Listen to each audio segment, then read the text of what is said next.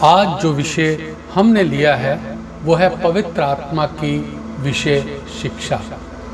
आज मसीही समाज में बहुत सी भ्रांतियां पवित्र आत्मा को लेकर लोगों के मन में है। कुछ लोग कहते हैं जब पवित्र आत्मा किसी पर आता है तो वो व्यक्ति गिर जाता है।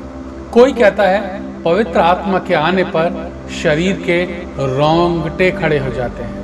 कोई कहता है पवित्र आत्मा की सामर्थ्य से भरने पर व्यक्ति कुछ और ही हो जाता है। आजकल एक बहुत ही ज्यादा किया जाने वाला काम जो है सर पर हाथ रखकर लोगों को गिराना, और अगर वो ना गिरे तो उसे हल्का सा धक्का मारकर गिराना और अपने आप को लोगों की नजर में सामर्थ्य से भरा हुआ प्रकट करना, ताकि लोग यह जान ले इस सेवा करने वाले में कितना अभिषेक है।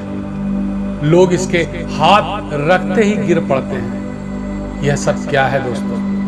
इस बात को हम बाइबल के वचनों के द्वारा समझने की कोशिश करते हैं कि बाइबल पवित्र आत्मा के बारे में क्या कहती है। पहला देखते हैं हम कि पवित्र आत्मा का व्यक्तित्व क्या है। इसको हम कई पॉइंट्स में लेंगे। पहला पॉइंट हम देखते हैं, पवित्र आत्मा अपने गुणों के द्वारा प्रमाणित करता है कि वो क्या है। पवित्र आत्मा बुद्धिमान है, जो लिखा है पहला कुरिन्थियों उसका 2 अध्याय और उसका 10वां और 11वां वचन, जो ये कहता है परंतु परमेश्वर ने उनको अपने आत्मा के द्वारा हम पर प्रकट किया, क्योंकि आत्मा सब बातें वरन परमेश्वर की गूढ़ बातें भी जांचता है। हालेलुया। 11वां वचन क्या कहता है? मनुष्य में से कौन किसी मनुष्य की बातें जानता है? केवल मनुष्य का आत्मा जो उसमें है। वैसे ही परमेश्वर की बातें भी कोई नहीं जानता, केवल परमेश्वर का आत्मा। ये वचन हमें क्या बात खास बताते हैं कि पवित्र आत्मा बहुत ही ज्यादा बुद्धिमान है। वो हमें हर बात से अवगत कराता है कि परमेश्वर के मन में क्या है। वो हमें बताता है कि हम उस हिसाब से प्रार्थना करें कि हमें पवित्र आत्मा बताए कि परमेश्वर क्या चाहता है, और हम जो परमेश्वर चाहता है पवित्र आत्मा वो गूढ़ बातें हमारे मन में डालता है और हम उसी प्रकार प्रार्थना करने लग जाते हैं। और जब हम वो प्रार्थनाएं करते हैं तब वो प्रार्थनाएं परमेश्वर के सम्मुख ग्रहण योग्य होती हैं, और परमेश्वर उन प्रार्थनाओं का उत्तर हाँ और आमीन में जल्द से जल्द देते भी हैं। दूसरा है उसकी अपनी भावनाएं होती हैं। पवित्र आत्मा की अपनी भावनाएं जो होती हैं वो कैसे होती हैं, ये हमें क्या पता लगेगा। इसके लिए हम पढ़ते हैं इफिसियों 4:30। परमेश्वर के पवित्र आत्मा को शोकित मत करो, जिससे तुम पर छुटकारे के दिन के लिए छाप दी गई है। हालेलुया। दोस्तों, कुछ लोग पवित्र आत्मा का लेकर नाम अपनी ही दुकानदारी चलाते नजर आते हैं। वो अपनी मन की बातों को, अपनी भावनाओं को पवित्र आत्मा की बातें कह कहकर लोगों को सिखाते हैं। उनके मन में जो भी बातें आती हैं, जो वो सोचते हैं, जो उनकी जिंदगी में घटित होती हैं, उसको वो पवित्र आत्मा का नाम लेकर हाथ उठाकर लोगों को बताना शुरू कर देते हैं, जो कि पवित्र आत्मा की ओर से नहीं होता। ये उनकी अपनी सोच होती है, अपनी उनकी बातें होती हैं।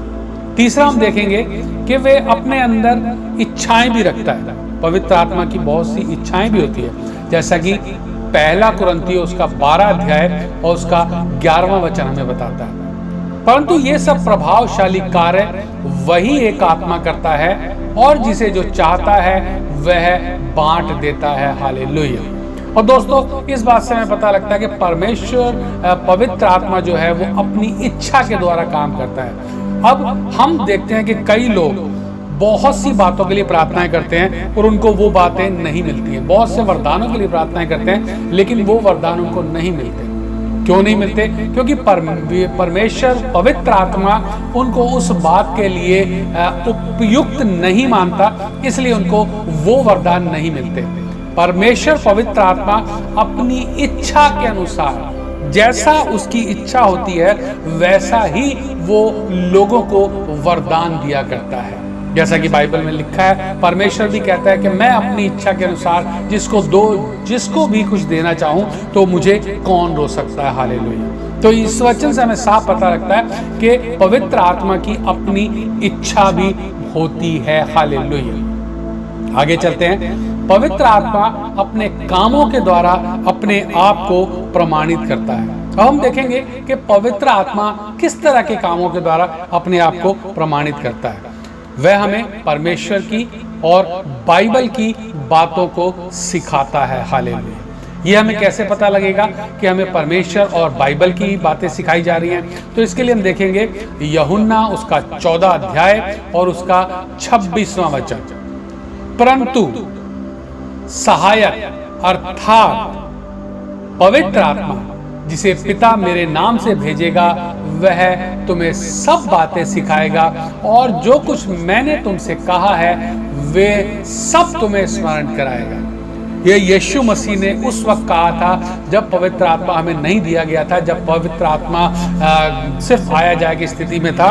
और उस वक्त यीशु मसीह स्वर्ग नहीं गए थे। जब वो जा रहे थे उससे पहले उन्होंने कहा था कि मैं एक सहायक तुम्हें दूंगा और वो सहायक तुम्हें सब बातें सिखाएगा। हालेलुया। जो आज भी हमारे साथ होती है। जब कभी हम कोई रास्ता भटक जाते हैं, जब हम वचन से भटक जाते हैं, जब हम अपने रास्ते को छोड़कर दूसरे रास्ते पर चलने लग जाते हैं, तो हमारे अंदर जो पवित्र आत्मा है वो हमारी अगुवाई करता है, हमें बताता है कि हम इस रास्ते पर जा रहे हैं जो कि ये रास्ता हमारे लिए नहीं है, जो कि ये बिब्लिकल नहीं है। इसलिए हमें पवित्र आत्मा परमेश्वर की बातें और वो गूढ़ रहस्य की बातें समझाता है जिसके बारे में हमने कभी सोचा भी नहीं होता। हालेलुया।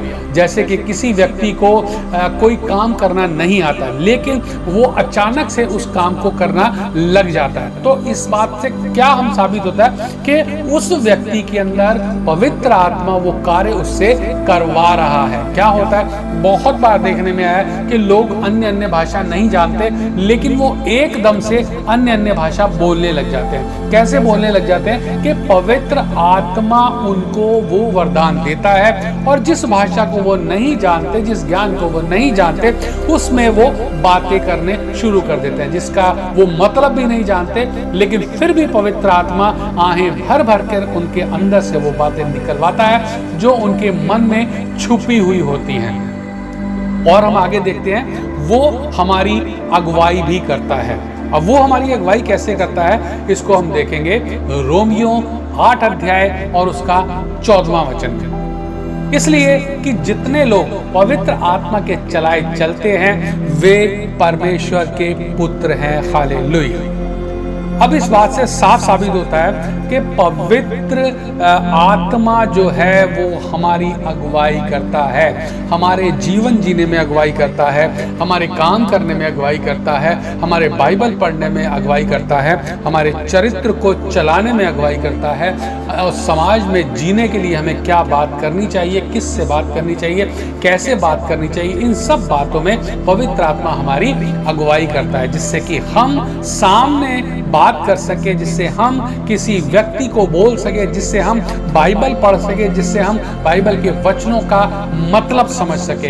हर बात में वो हमारी अगुवाई करता है। हालेलुया, प्रेज द लॉर्ड, आमीन। अब अगला जो हमने लिया है वह सेवा या कहें परमेश्वर के काम को करने के लिए हमें अधिकार देता है।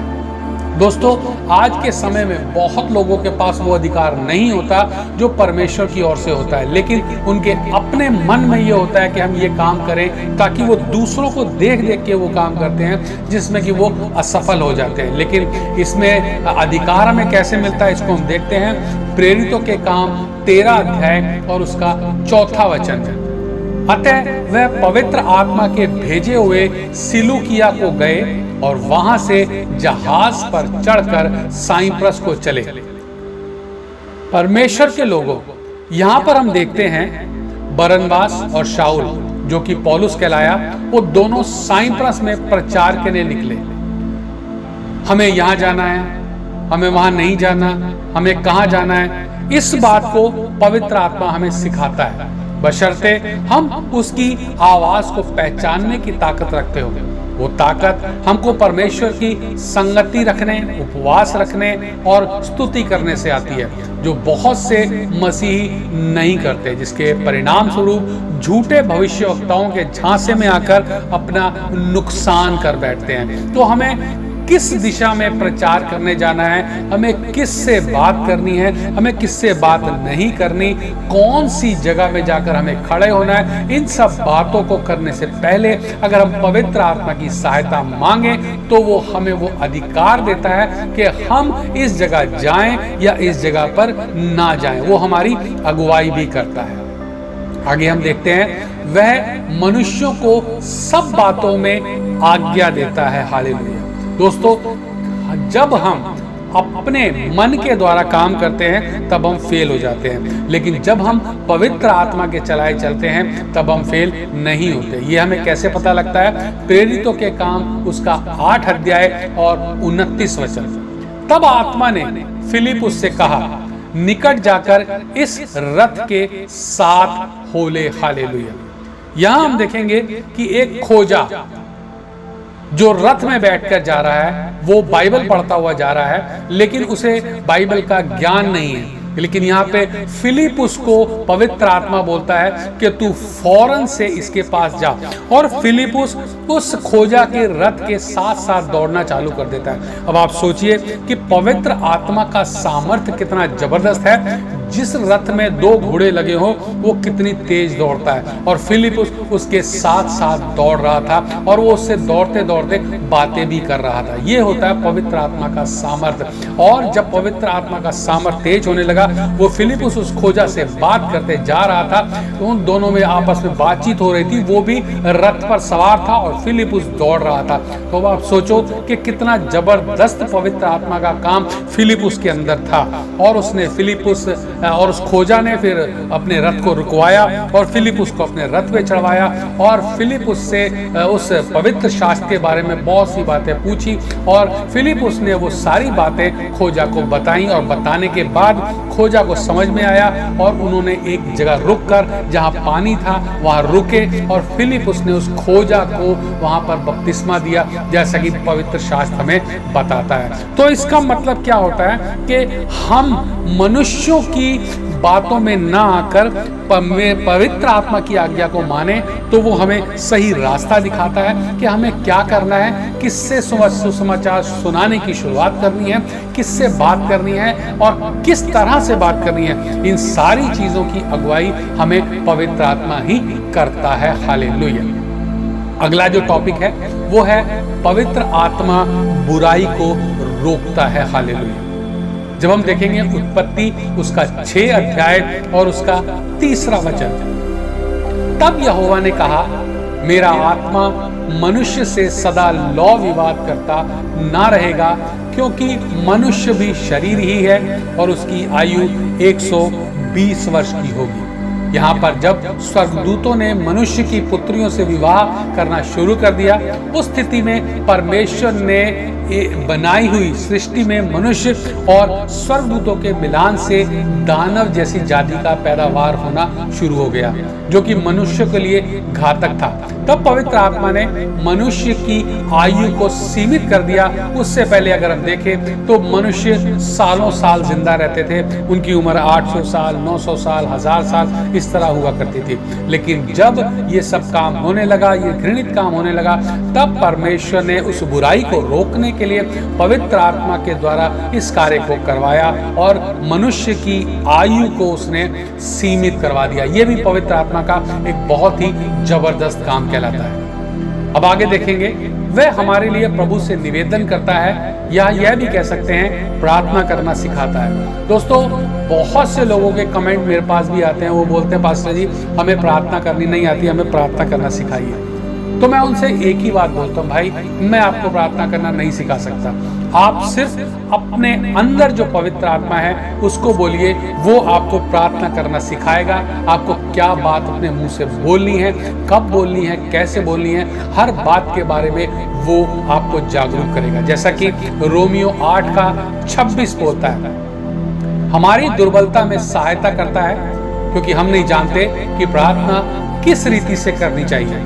इसी रीति से आत्मा भी चाहिए, परंतु आत्मा आप ही ऐसी आहें भर भर कर जो बयान से बाहर है हमारे लिए विनती करता है। हालेलुया। तो दोस्तों, ये बातें मैं सबको बताता हूं कि कोई पादरी या कोई प्रभु का दास आपको प्रार्थना करना नहीं सिखा सकता। क्यों? क्योंकि किसी से अगर आप सीखेंगे तो वो सांसारिक रीति से सीखेंगे, और सांसारिक रीति से सीखी गई बातें परमेश्वर तक नहीं पहुंच पाती हैं। हालेलुया। इसलिए अगर आपको प्रार्थना करनी नहीं आती, तब आप प्रार्थना करने के लिए पवित्र आत्मा का सहारा लें, पवित्र आत्मा की अगुवाई लें, पवित्र आत्मा से पूछें।